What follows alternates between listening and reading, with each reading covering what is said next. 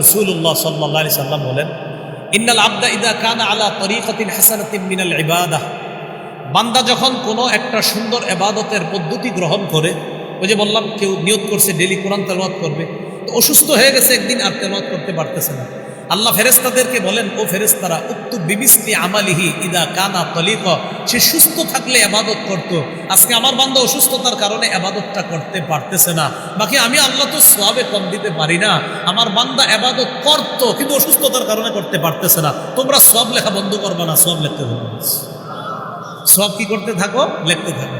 এই জন্য আমরা ইবাদত করব, সময়গুলা নষ্ট করব না। সহিহ বুখারীর বর্ণনা 6412 নম্বর হাদিস, নবী বলেন, নি'মাতানে মাকবুলুন ফীহিমা কাসীরুম মিনান নাস, আস-সিহহাতু ওয়াল ফারাগ, দুটি নিয়ামতের ব্যাপারে মানুষ বড়ই উদাসীন, একটা হলো সুস্থতা, আরেকটা অবসর সময়। এই দুইটা নিয়ামত মানুষ হেলায় ফেলায় কাটিয়ে দেয়। উচিত হলো ইবাদতের মাধ্যমে যেন আমরা এই দুইটা গুরুত্বপূর্ণ নিয়ামতকে আমরা কাজে লাগাতে পারি। আল্লাহ তৌফিক দান করেন। প্রিয় মুসলমান ভাইয়েরা, রাসূলুল্লাহ সাল্লাল্লাহু আলাইহি সাল্লাম এক হাদিসের মধ্যে বলেন, সহিহুল জামের মধ্যে আসছে হাদিসটা, ফাদলুল ইলমি আহাব্বু ইলাইয়া মিন ফাদলিল ইবাদা, আবেদরা ইবাদত করলে যেই ফজিলত, আলেমরা ইলম অন্বেষণ করা আমি নবীর কাছে আরো বেশি ফজিলত, আমি নবীর কাছে আরো বেশি ফজিলত।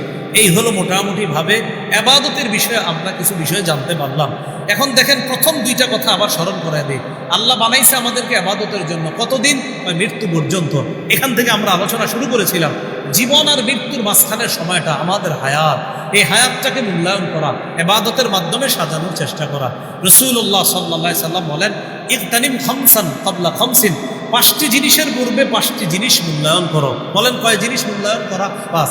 1 নাম্বার, শাবাবাকা ক্বাবলা হারামিক, তোমার বার্ধক্যে পৌঁছার আগে যৌবন কালটাকে তুমি মূল্যায়ন করো। 2 নাম্বার, অফারাগাকা ক্বাবলা শুগুলিক, ব্যস্ত হওয়ার পূর্বে অবসর সময়টাকে মূল্যায়ন করো। আপনি অফিসে যাচ্ছেন, আধা ঘন্টা দেরি আছে এখন অফিসে পৌঁছতে, ওই মুহূর্তে আপনি সময়টা নষ্ট না করে চিন্তায় আনবেন, আধা ঘন্টা পরে তো অফিসের কাজে লাগতে হবে, এই আধা ঘন্টা আমি জিকিরের মাধ্যমে আমার সময়টা আমি কাজে লাগাই। তো 2 নাম্বার, ফারাগাকা ক্বাবলা শুগুলিক। 3 নাম্বার, ওয়াসিহহাতাকা ক্বাবলা সাকাবিক, অসুস্থ হওয়ার পূর্বে সুস্থতার সময়টা এটা তুমি মূল্যায়ন করো, এটাকে তুমি গনিমত মনে করো। 4 নাম্বার, ওয়াগিনাকা ক্বাবলা ফাকরিক, দরিদ্র হওয়ার আগে টাকা পয়সা যখন থাকে এটাকে মূল্যায়ন করো, টাকাটা সঠিক খাতে ব্যয় করো। 5 নাম্বার, ওয়াহায়াতাকা ক্বাবলা মাউতিক, মরার আগে জীবনটাকে মূল্যায়ন করো। ভাই, এটা আমার মূল কথা। এই জীবন, আমাদের জন্ম, আমাদের মৃত্যু, মাঝখানে আমাদের এই জীবনটাকে মূল্যায়ন করা। সহিহ বুখারীর একটা হাদিসের মাধ্যমে আমি ইতি টানছি, 6413 নম্বর হাদিস।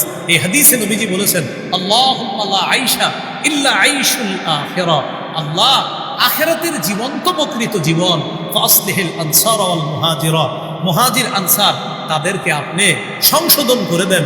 হাদিস দ্বারা বোঝা যায় নবী সাহাবীদের জন্য দোয়া করছেন যেন তারা দুনিয়াতে থাকতেই আখিরাত ওয়ালা জীবন গঠন করতে পারে। সহিহ বুখারীর 6417 নম্বর হাদিসের অধীনে ইমাম বুখারী হযরত আলীর একটা বক্তব্য আনছেন, এই বক্তব্যটা একটু শুনেন। হযরত আলী বলেন, ইরতাহালাতিদ দুনিয়া মুদবিরাতান, দুনিয়া পিছিয়ে যাচ্ছে, ওয়ারতাহালাতিল আখিরা মুকবিলা, আখিরাত অগ্রসর হচ্ছে।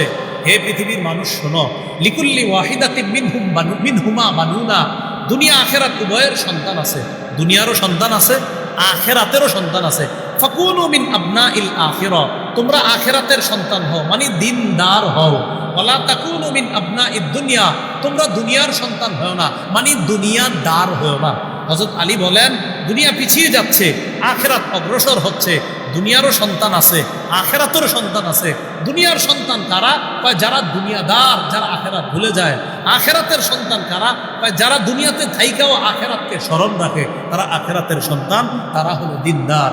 আল্লাহ আমাদের সকলের জীবন আর মৃত্যুর মাঝের সময়টা আমরা যেন দিনদার হয়ে কাটিয়ে আমরা ইবাদতের মাধ্যমে জীবনের সৌন্দর্যতা যেটা, এই সুন্দর জীবনটাকে আমরা নিয়ে যেন ইমানি জীবন আর ইমানি মরণ নিয়ে দুনিয়া থেকে বিদায় নিতে পারি। ওয়া ইযা সালাকা ইবাদি আন্নি ফাইন্নী করিব, আপনাকে আমার বান্দারা যখন আমার ব্যাপারে জিজ্ঞাসা করে আপনি বলেন ফাইন্নী করিব, আমি অতি নিকটে।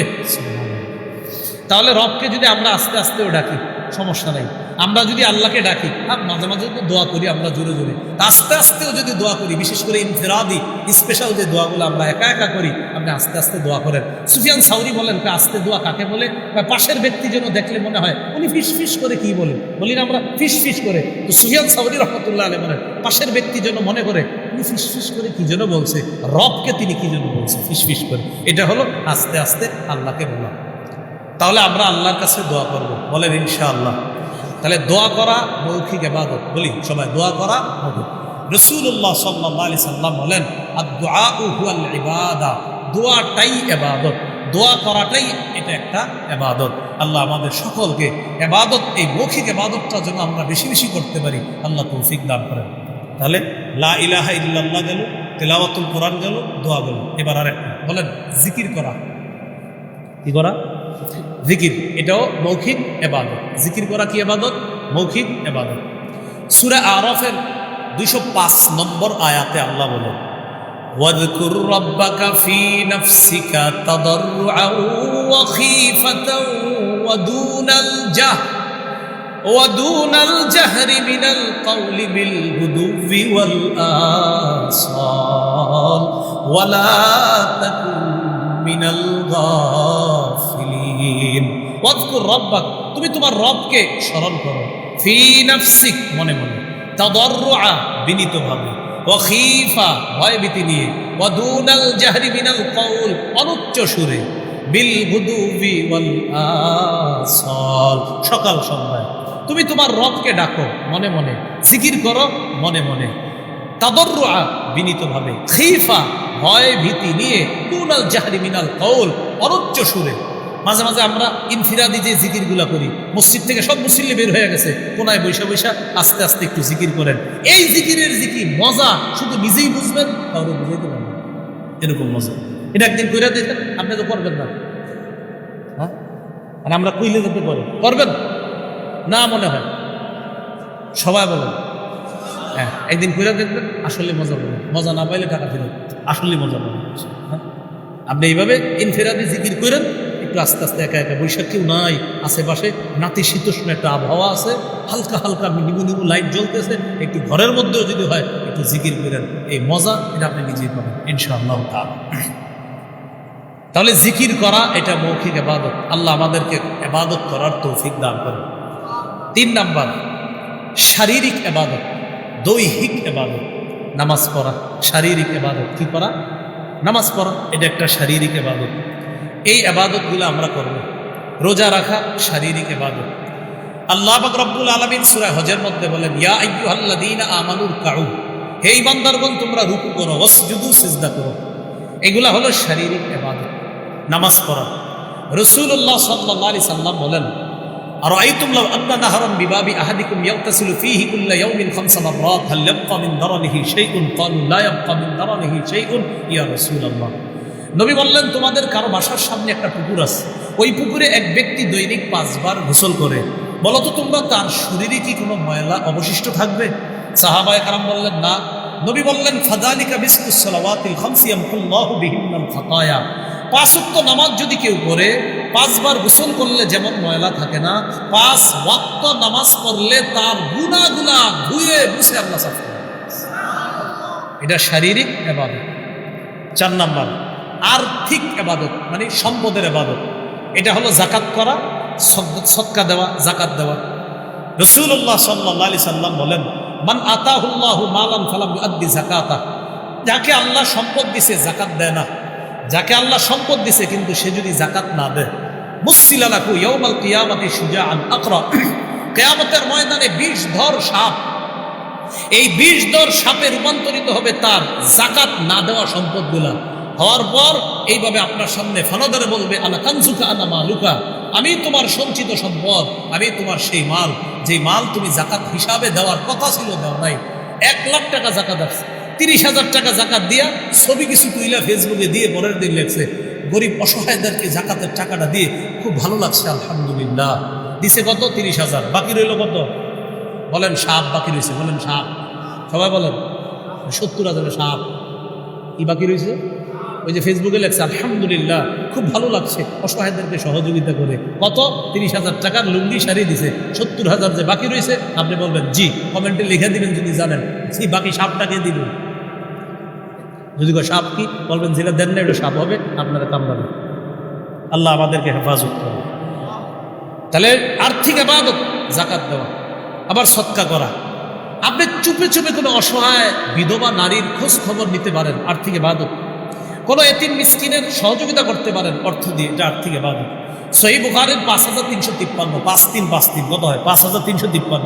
এই হাদিসের মধ্যে আসছে রাসূলুল্লাহ সাল্লাল্লাহু আলাইহি সাল্লাম বলেন, আস-সাঈ আলাল আরমিলা আল মিসকিন কাল মুজাহিদি ফি সাবিলিল্লাহ আবিল কাইমিল লাইল সাইমিন নাহার। যে ব্যক্তি বিধবা এবং এতিমদেরকে সহযোগিতা করার জন্য চেষ্টা চালায়, যেমন অনেক চ্যারিটি ফাউন্ডেশন এই কাজগুলো করে, অনেক সেবামূলক ফাউন্ডেশন এই কাজগুলো করে, কিন্তু আপনি পার্সোনালিও চেষ্টা করবেন চুপে চুপে অসহায়দের পাশে দাঁড়ানোর জন্য। নবী বলেন, যে ব্যক্তি তাদেরকে এইভাবে অর্থ দিয়ে সাহায্য সহযোগিতা করে বিভিন্নভাবে, এই ব্যক্তি কাল মুজাহিদি ফি সাবিলিল্লাহ, কেমন যেন আল্লাহর রাস্তার মুজাহিদের মতো হয়ে গেল। আর আবিল কাইমিল লাইল, অথবা সারা রাত নফল নামাজ পড়লে যে সওয়াব, সে কেমন যেন সেই সওয়াব পাইল।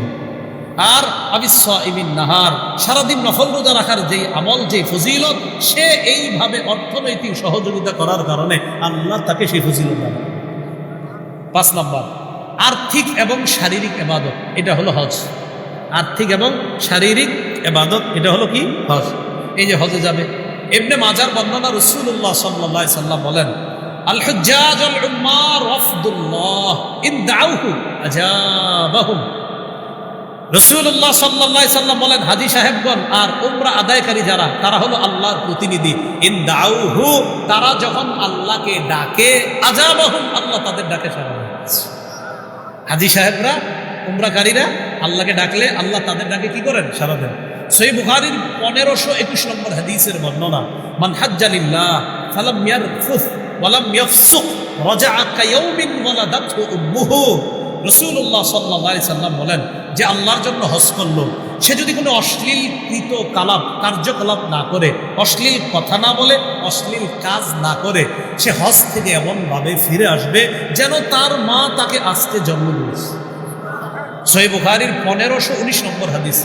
রাসূলুল্লাহ সাল্লাল্লাহু আলাইহি সাল্লামকে প্রশ্ন করা হলো, আইয়ুল আমালি আফজল, কোন আমল সবচেয়ে শ্রেষ্ঠ?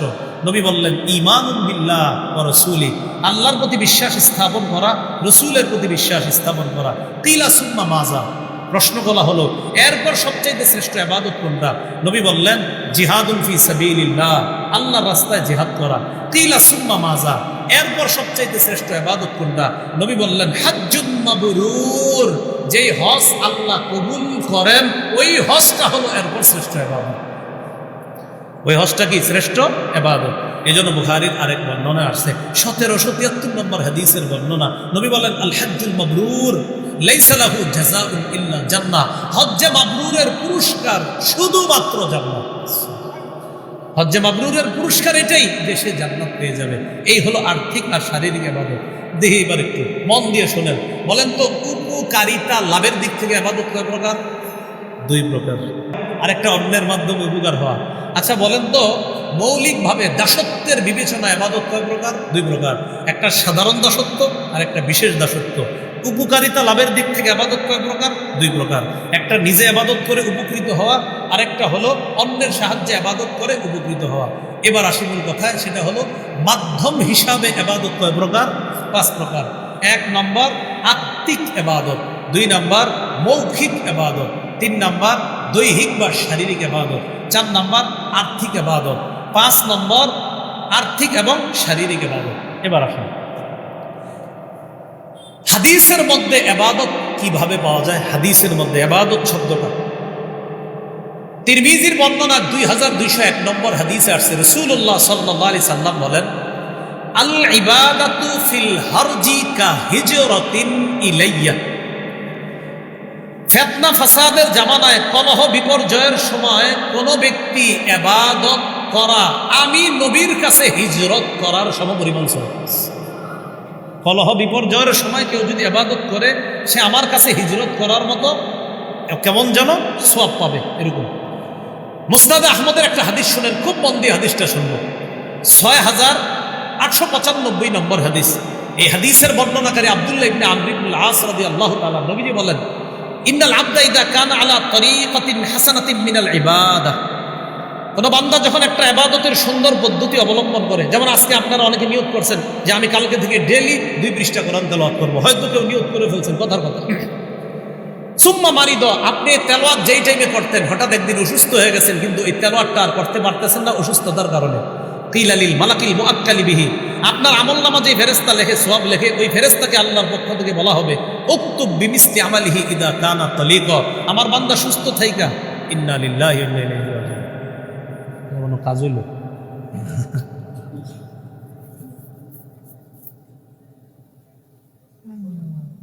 মজার সময় কি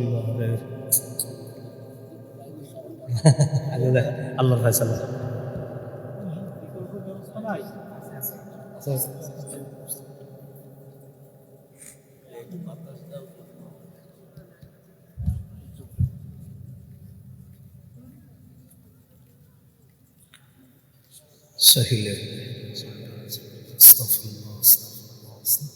ভাই আমরা আস্তাগফিরুল্লাহ বলি সবাই, ইনশাআল্লাহ সহজ করে দিবেন।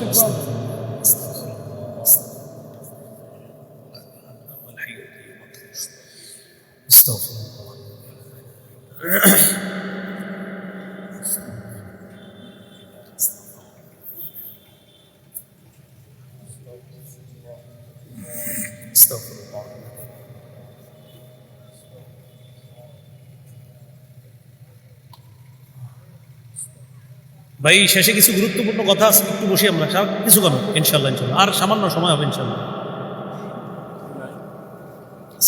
উনি মনে হয় বুঝে গেছে। আচ্ছা, মুসনাদে আহমদের হাদিসটা আবার শুনি। রাসূলুল্লাহ সাল্লাল্লাহু আলাইহি সাল্লাম বলেন, ইন্নাল আবদা ইযা কানা আলা তরিকাতিন হাসানাতিন মিনাল ইবাদাহ, বান্দা যখন কোনো একটা সুন্দর ইবাদতের পদ্ধতি গ্রহণ করে, ওই যে বললাম কেউ নিয়ত করছে ডেইলি কোরআন তেলাওয়াত করবে, তো অসুস্থ হয়ে গেছে একদিন, আর তেলাওয়াত করতে পারতেছে না, আল্লাহ ফেরেশতাদেরকে বলেন, ও ফেরেশতারা, উক্তুব বিমিসলি আমালিহি ইদা কানা তালিকা, সে সুস্থ থাকলে ইবাদত করত, আজকে আমার বান্দা অসুস্থতার কারণে ইবাদতটা করতে পারতেছে না, বাকি আমি আল্লাহ তো সওয়াবে কম দিতে পারি না, আমার বান্দা ইবাদত করত কিন্তু অসুস্থতার কারণে করতে পারতেছে না, তোমরা সওয়াব লেখা বন্ধ করবা না, সওয়াব লিখতে থাকো, সওয়াব কি করতে থাকো, লিখতে থাকো। এই জন্য আমরা ইবাদত করব, সময়গুলা নষ্ট করব না।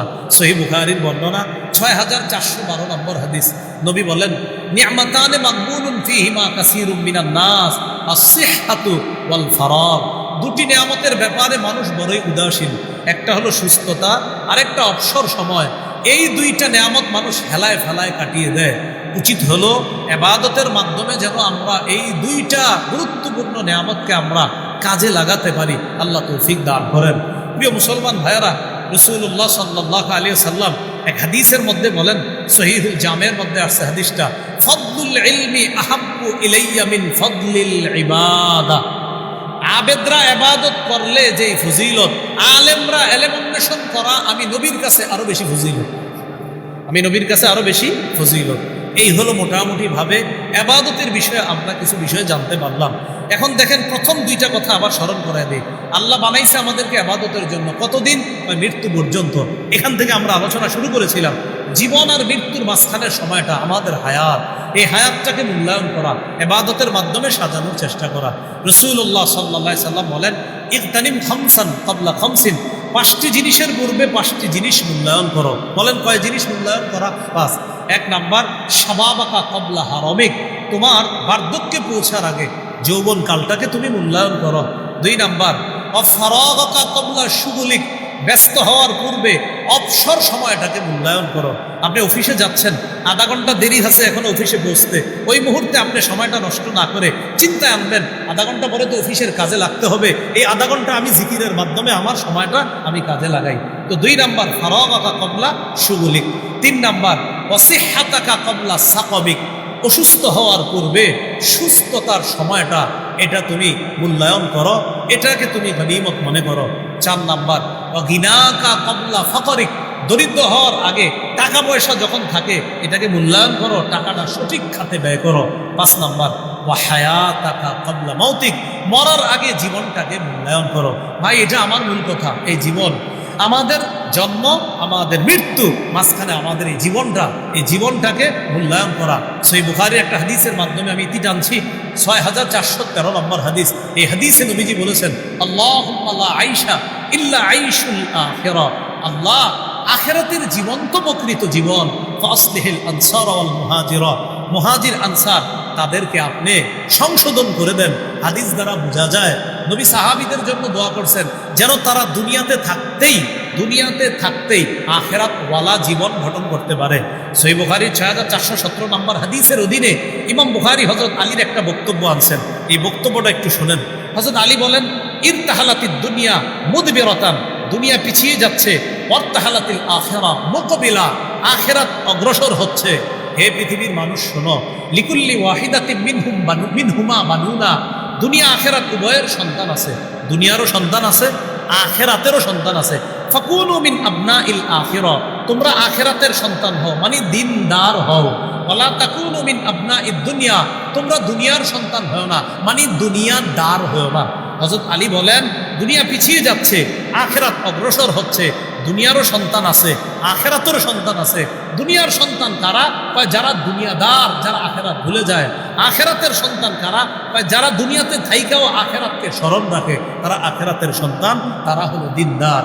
আল্লাহ আমাদের সকলের জীবন আর মৃত্যুর মাঝের সময়টা আমরা যেন দিনদার হয়ে কাটিয়ে আমরা ইবাদতের মাধ্যমে জীবনের সৌন্দর্যতা যেটা, এই সুন্দর জীবনটাকে আমরা নিয়ে যেন ইমানি জীবন আর ইমানি মরণ নিয়ে দুনিয়া থেকে বিদায় নিতে পারি। আল্লাহ তৌফিক দান করেন। সুবহানাল্লাহি ওয়া বিহামদিহি, সুবহানাকাল্লাহুম্মা ওয়া বিহামদিক, আশহাদু আল্লা ইলাহা ইল্লা আনতা, আস্তাগফিরুকা ওয়া আতুবু ইলাইক। যাদের কিতাব লাগবে আপনাদের